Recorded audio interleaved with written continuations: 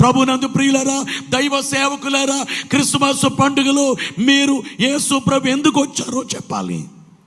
అంటే ఎందుకు వచ్చారో, సిలువేయబడ్డానికి వచ్చారు. అందుకనే క్రిస్మస్లో సిలువను గురించి చెప్పకపోతే అది భయంకరమైన పాపం.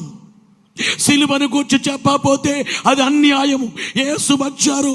అందుకనే క్రిస్మస్కి వచ్చిన వారికి ఆనందంగా కొత్త బట్టలు వేసుకుని వచ్చినా కానీ మోకరించి కన్నీళ్లు కార్చాలి. నా తండ్రి నా కోసం వచ్చారు, నా దేవుడు నా కోసం వచ్చారు, నా కోసం మరణించడానికి వచ్చారు, నా కోసం ఆయన ప్రాణమిచ్చుటకు వచ్చారు. ఆయన నా తండ్రి నా కోసం ఉయ్యాలో నరుడుగా పుట్టెను, నా కోసం వచ్చారు.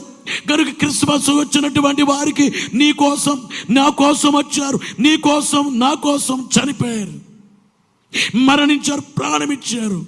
క్రిస్మస్లో సిలువను గురించి చెప్పకుండా క్రిస్మస్ ముగిస్తే అది అన్యాయం.